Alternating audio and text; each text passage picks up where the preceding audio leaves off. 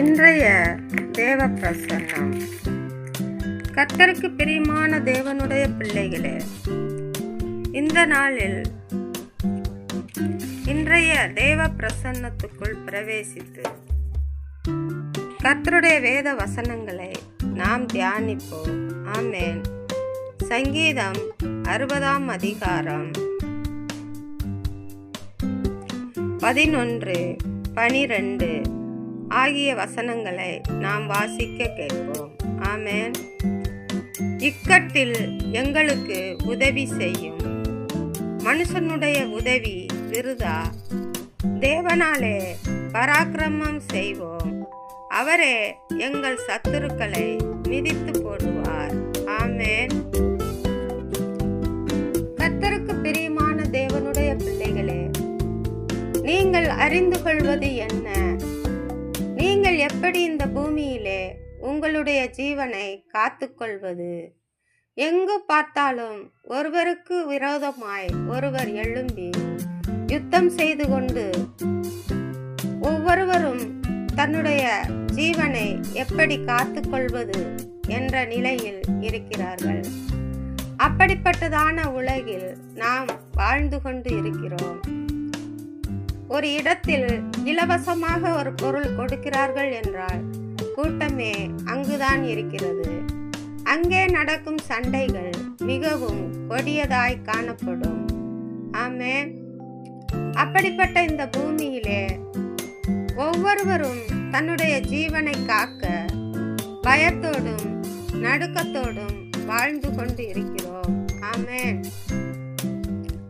அருமையான கர்த்தருடைய பிள்ளைகளே, இப்படிப்பட்ட உலகில் மனிதன் செய்வதெல்லாம் விருதா.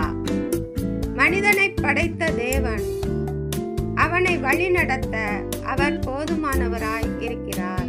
ஆமென். அவனுடைய ஜீவன் கர்த்தருடைய கரத்தில் இருக்கிறது. ஆமென். மனிதனுடைய தேவைகளை எல்லாம் தேவன் அறிந்திருக்கிறார். அப்படிப்பட்ட தேவனை நாம் துதிக்கும் பொழுது நம்மிடத்திலே தேவனுடைய ஆவியின் கனிகள் வெளிப்படும். அவருடைய அன்பு, சந்தோஷம், சமாதானம், நீடிய பொறுமை, தயவு, நற்குணம், விசுவாசம், சாந்தம், இச்சையடக்கம் இவை யாவும் தேவனை நம்புகிற ஒவ்வொரு பிள்ளைகளோடும் கடந்து வரும். ஆமென். இப்படிப்பட்ட நன்மைகளை நாம் அனுபவிக்கும் பொழுது பரிசுத்த ஆவியானவர் நம்மை நடத்துவார். ஆமென்.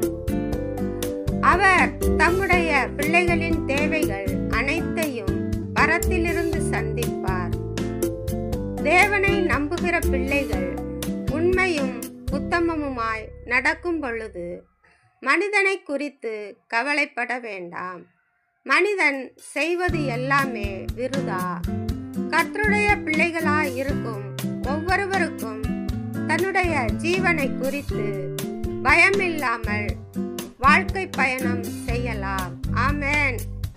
ஆகையால் மனுஷனுடைய உதவி விருதா. நம்முடைய தேவனாலே நாம் பராக்கிரமம் செய்வோம். ஆமென். அவரே நம்முடைய சத்துருக்களை, நமக்கு விரோதமாய் எழும்புகிறவர்களை கர்த்தருடைய கால்களால் மிதித்து போடுவார். ஆமென். நீங்கள் சும்மா இருங்கள், உங்களுக்காக நான் யுத்தம் பண்ணுவேன் என்று நம்முடைய தேவன் எழும்பி கிரியை செய்வார். ஆகையால் கர்த்தருடைய பிள்ளைகளாகிய நாம் பயமில்லாதிருப்போம். ஆமென். ஆமென்.